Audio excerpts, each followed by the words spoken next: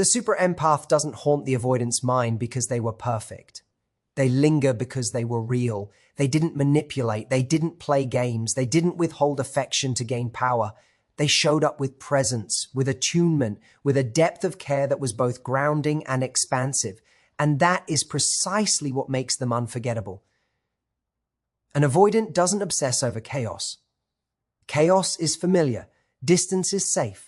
Emotional unavailability is home territory. What unsettles them, what quietly follows them into moments of stillness, is someone who offered warmth without pressure, love without control, and connection without demand. Someone who said, "I'm here," but also demonstrated, "I will not abandon myself to stay." The super empath loved with clarity. They listened beyond words. They sensed shifts in energy. They offered understanding without erasing their own needs. And for the avoidant, that kind of love creates a paradox. It feels soothing, yet threatening, safe, yet destabilizing, because it gently exposes the places where the avoidant learned that closeness meant loss of freedom or that dependence meant danger. Here's what most people misunderstand. Avoidants don't forget easily. They suppress, they intellectualize, they distract. They move on quickly, not because they don't care, but because caring awakens something they don't yet know how to hold. And the super empath awakens that something effortlessly, not by force, but by consistency. When the super empath stops reaching out, something shifts, not immediately. At first, there is relief. Relief from expectation, relief from intimacy, relief from being seen. But then comes the echo, the quiet moments where the nervous system remembers what it felt like to be met without being trapped, to be accepted without being chased, to be loved without being consumed. That's when the avoidant starts thinking. They remember the calm conversations, the emotional safety, the way the super empath didn't try to fix them, but also didn't tolerate half effort. They remember being understood without being interrogated. And most of all, they remember how the super empath left. Not with drama, not with punishment, but with self-respect. There is nothing more destabilizing to an avoidant than someone who walks away peacefully, because that departure removes the narrative that closeness equals control.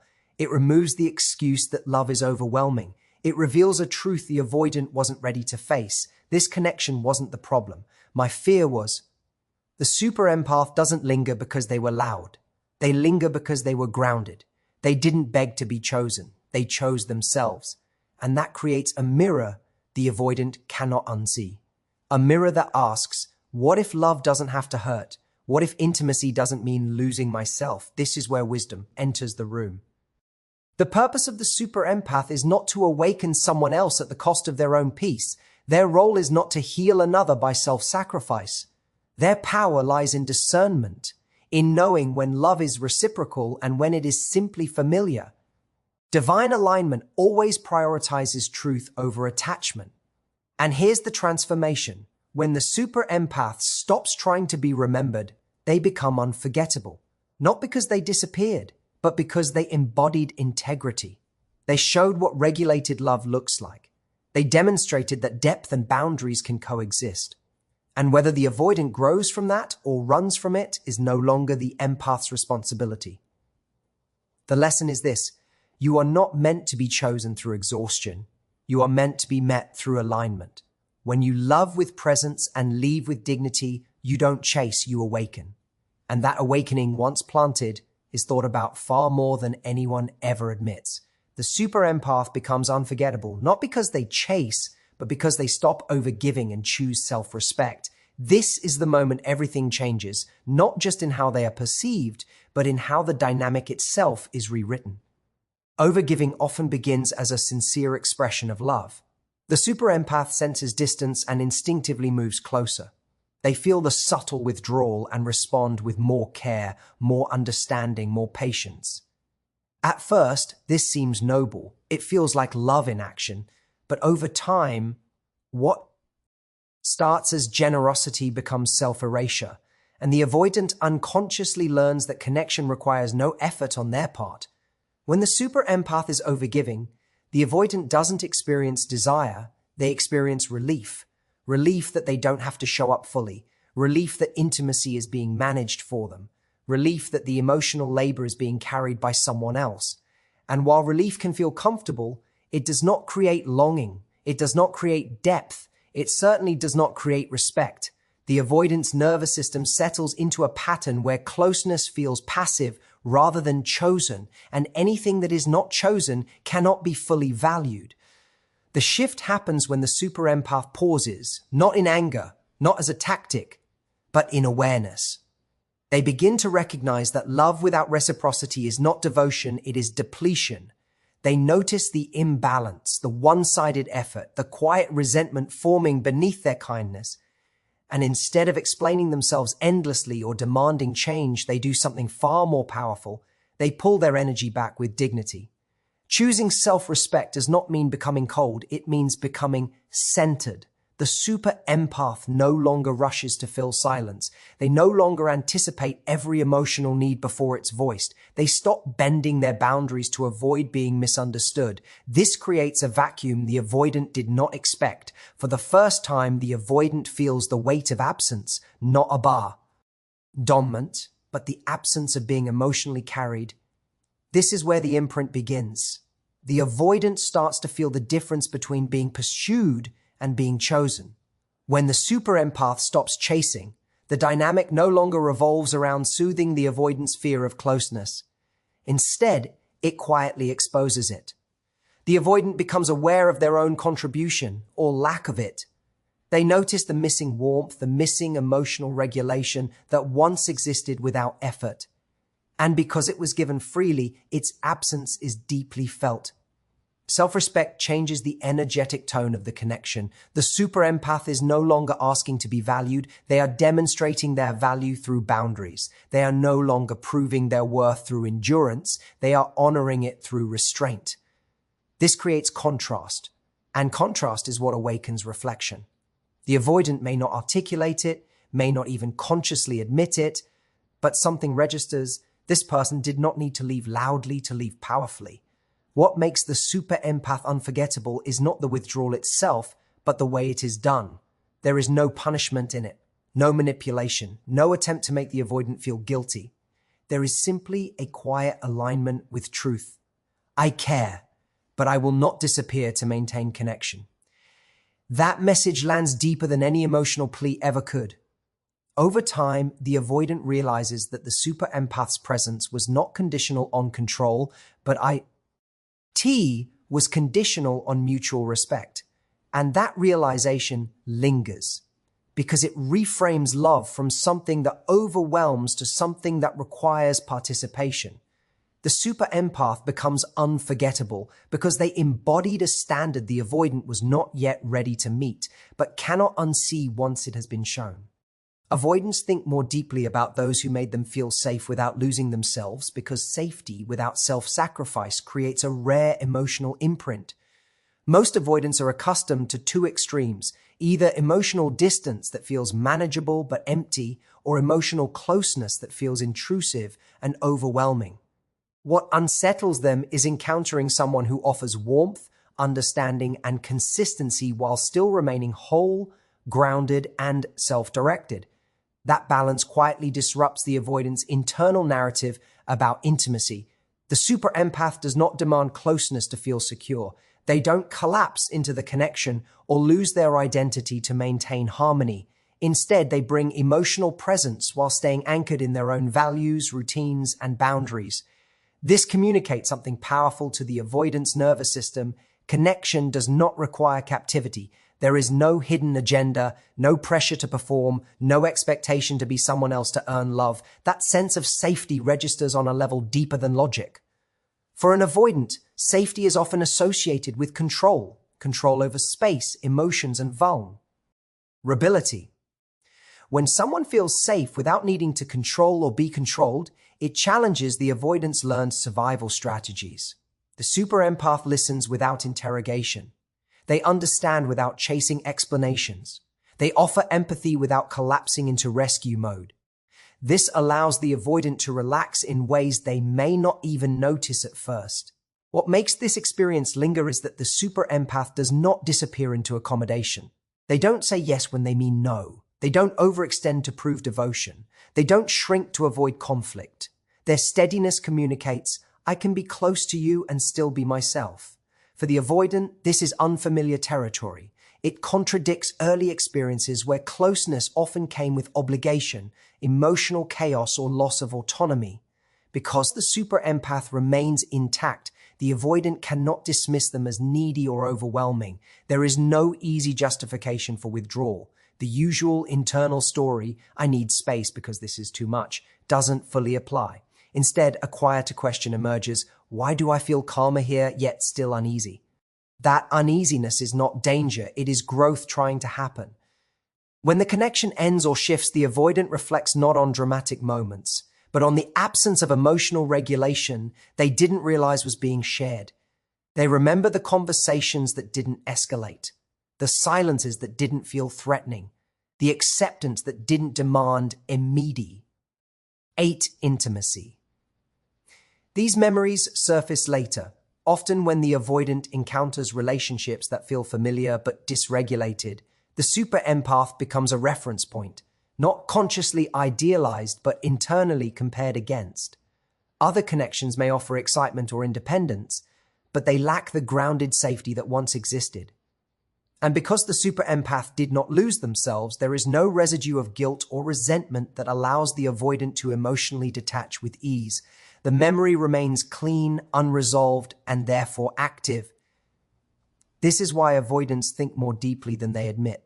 They may not reach out, they may not articulate regret, but internally the experience reshapes their understanding of what is possible. They realize, perhaps for the first time, that intimacy does not have to be suffocating to be real, that closeness can coexist with freedom, that love can be present without being loud.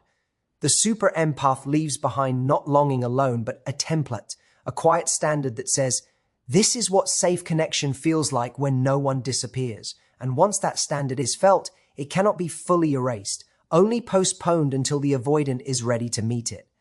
Emotional presence leaves a stronger imprint than constant availability because presence is felt, while availability is often taken for granted. Constant availability can blur into predictability, and predictability, when not paired with mutual effort, can quietly erode desire. The soup?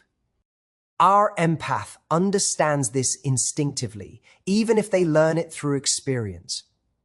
They realize that being emotionally present is not about always being reachable, responsive, or accommodating, but about being fully there when connection truly happens.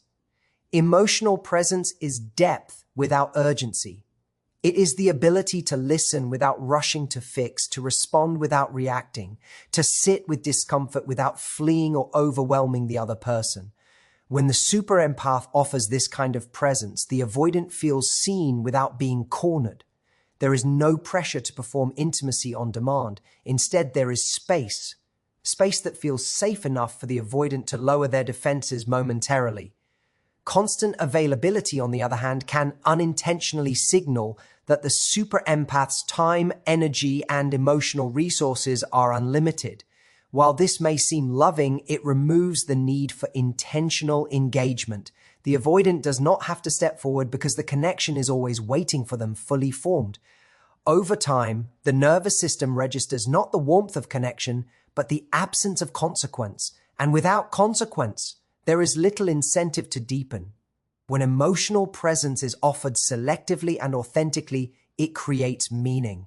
The avoidant remembers the moments when the super empath was truly there, the calm conversations, the grounding energy, the way they could be themselves without being analyzed or pursued. These moments star ND out precisely because they were not constant. They were intentional. They required mutual participation. The super empath's presence carries regulation. Their tone, pacing, and attention create a sense of emotional coherence. This is especially impactful for avoidants, whose internal systems often oscillate between suppression and overwhelm. Being in the presence of someone emotionally regulated can feel like borrowing a calm they don't yet possess themselves. That borrowed calm becomes associated with the person, not the frequency of contact. When the super empath steps back from constant availability, the avoidant doesn't just miss access, they miss state. They miss how they felt in those moments of true connection. The absence highlights the difference between surface-level interaction and embodied presence. Texts, calls, and proximity lose meaning when they are no longer infused with emotional attunement. This is why emotional presence imprints so deeply. It bypasses logic and enters memory through feeling. The avoidant may not recall how often they spoke, but they remember how grounded they felt. They may not remember the details of conversations, but they remember the sense of being understood without pressure. Presence leaves residue in the nervous system. Constant availability can also blur boundaries, making it difficult for the avoidant to distinguish desire from convenience. Emotional presence, however, demands engagement. It cannot be passively consumed. IT invites reciprocity without demanding it, and that invitation lingers longer than any consistent access ever could. Over time, the avoidant begins to associate depth with scarcity, not artificial scarcity, but the natural rhythm of connection that honors individuality. They realize, often too late, that what they miss is not the person being always there, but the person being truly there. And that realization reshapes how they remember the super empath, not as someone who was always available, but as someone whose presence mattered. When the super empath withdraws with dignity, it activates reflection instead of relief, because the nervous system of an avoidant responds very differently to calm absence than to emotional pursuit or dramatic departure. Most avoidants are accustomed to one of two outcomes when closeness becomes uncomfortable. Either the other person escalates emotionally, creating justification to pull away, or the connection ends explosively, reinforcing the belief that intimacy is chaotic and unsafe. A dignified withdrawal disrupts both patterns. Relief comes when pressure is removed. Reflection comes when meaning is removed. When the super empath stops chasing, stops explaining, and stops over-functioning emotionally, the avoidant does not feel instantly unburdened in the way they expect. Instead of thinking, finally I can breathe, there is a quieter, more unsettling response. Why does this feel different? The absence is not loud enough to dismiss, yet not dramatic enough to rationalize. A dignified withdrawal carries no blame, no threat, and no attempt to control outcomes. The super empath does not announce ultimatums or demand closure. They simply redirect their energy back to themselves. This leaves the avoidant without a narrative to lean on. There is no accusation to defend against and no conflict to justify distance. What remains is space, and space is where reflection lives. Because the withdrawal is calm, the avoidant cannot label it as rejection. Because it is respectful, they cannot label it as manipulation. The nervous system is left without its usual defenses. In that stillness, suppressed emotions begin to surface. The avoidant becomes aware not only of the absence of the person, but of the absence of emotional regulation, attunement, and stability that person quietly provided. Relief is a short-term state. Reflection is a long-term process. Relief allows the avoidant to move on quickly. Reflection pulls them inward. It causes them to replay moments not out of longing, but out of curiosity. They begin to notice the difference between being pursued and being met, between being tolerated and being understood, between someone demanding closeness and someone offering it without attachment. The dignified withdrawal also signals self-worth. It communicates, without words, that connection was valued, but not at the expense of self-respect. This is deeply impactful because it contradicts the avoidant's expectation that closeness inevitably leads to control or emotional dependency. Instead, they are left with the image of someone who cared and still chose themselves. That image challenges deeply held assumptions about love. Over time, the avoidant starts to recognize the emotional cost of their own disengagement, not through guilt imposed by another, but through the natural consequence of absence. They realize that what left was not pressure, but peace, not drama, but depth. And because no one forced this realization, it carries more weight. A dignified withdrawal also removes the possibility of emotional numbing through distraction. There is no conflict to process, no anger to suppress, no chaos to escape into. The mind returns to the unanswered question, what did this connection represent? That question lingers far longer than any argument ever could. This is why reflection is activated. The avoidant is not pushed into insight, they arrive there on their own. And insight that arrives internally has a permanence that external pressure never creates. The super empath's quiet alignment with truth becomes a turning point, not because it demands change, but because it exposes what was lost without trying to prove it mattered. Avoidants miss the regulated love, the calm, grounded connection that didn't demand but invited closeness, because it touches a part of them that rarely feels at ease in intimacy. Regulated love is not intense in the way drama is intense. It does not spike anxiety or create emotional highs and lows.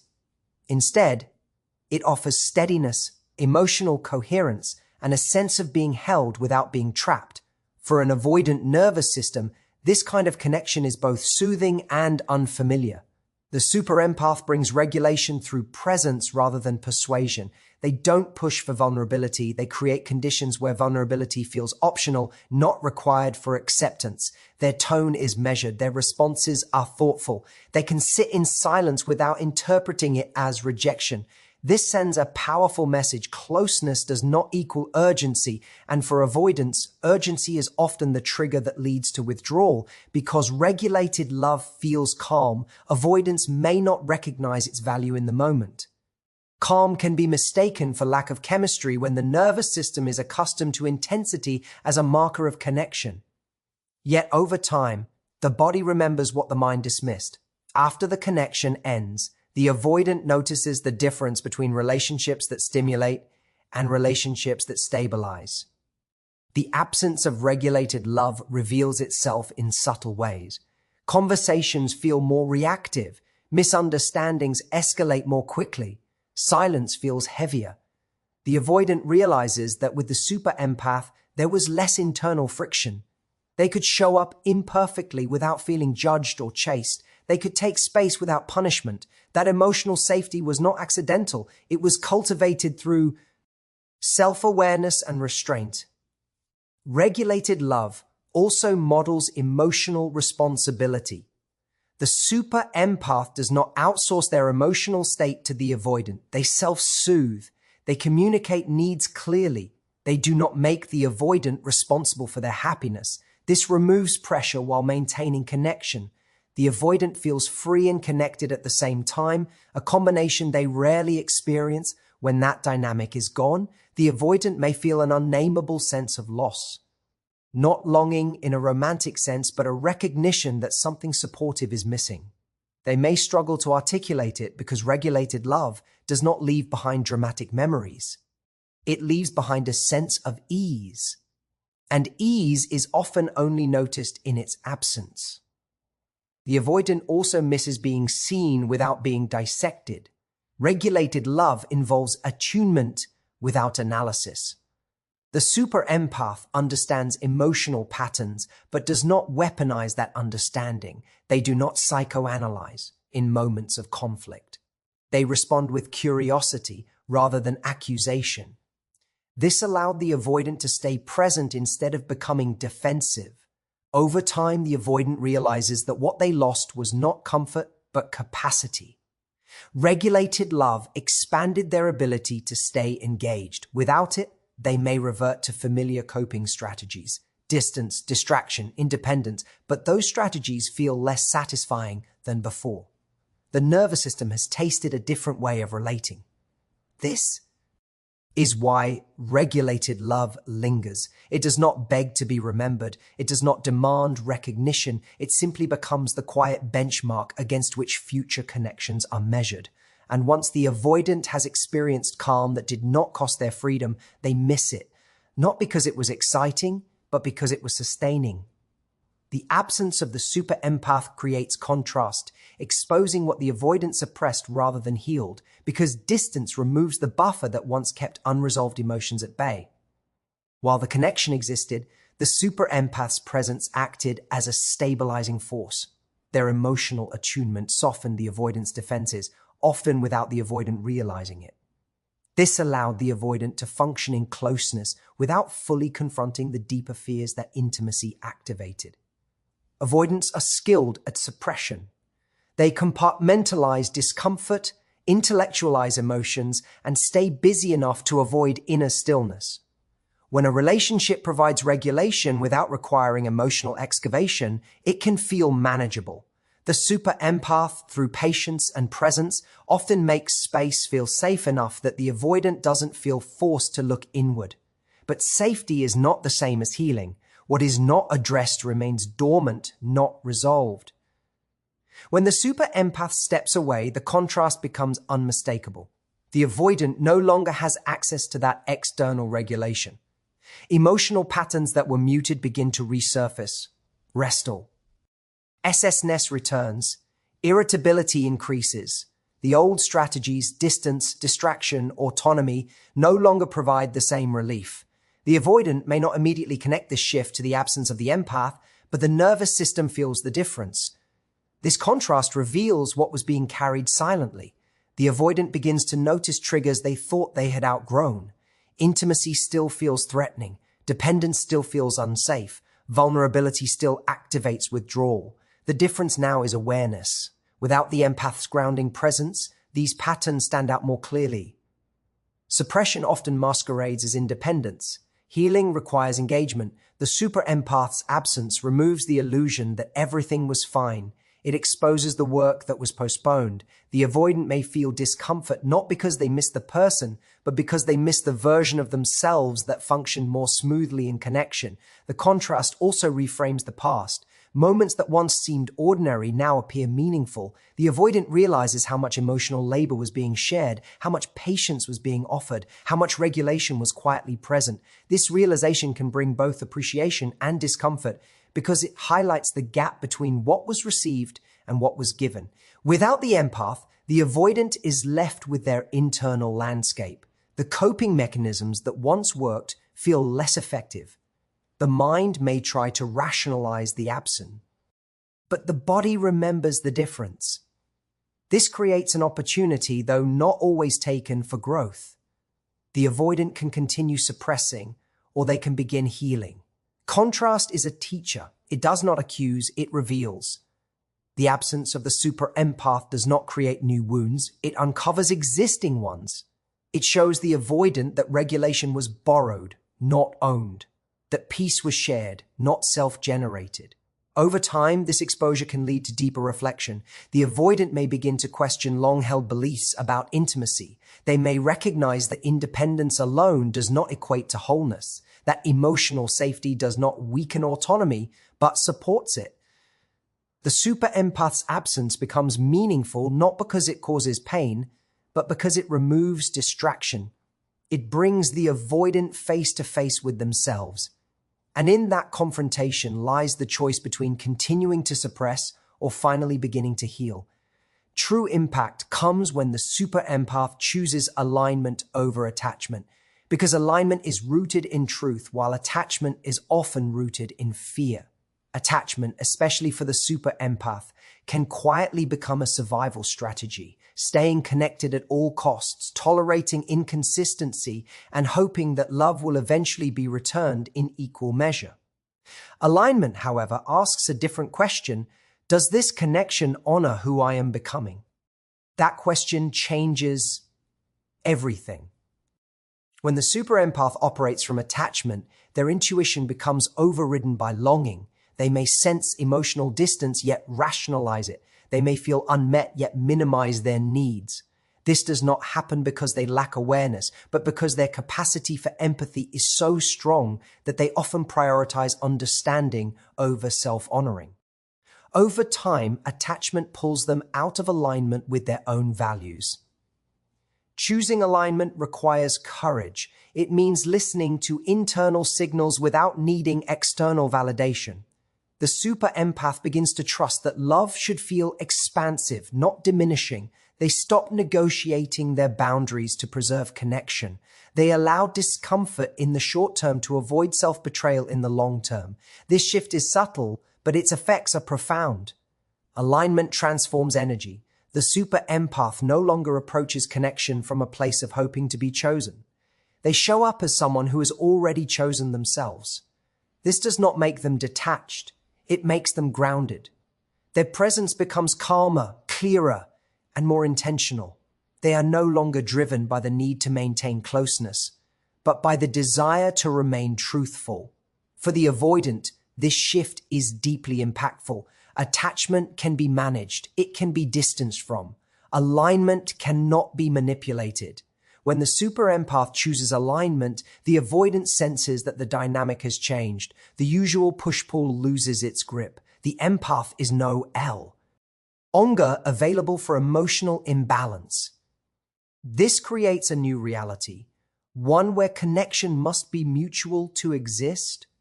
Alignment also dissolves resentment. The super empath no longer keeps score. They no longer give with the expectation of being met. They give only what feels sustainable and true. This restores internal harmony. Even if the connection ends, it ends cleanly, without the emotional residue that comes from self-abandonment. The true impact of alignment is not in how it affects the avoidant, but in how it restores the super empath to themselves. They reconnect with their purpose, their intuition, and their sense of worth. Love becomes an expression of wholeness rather than a remedy for emptiness.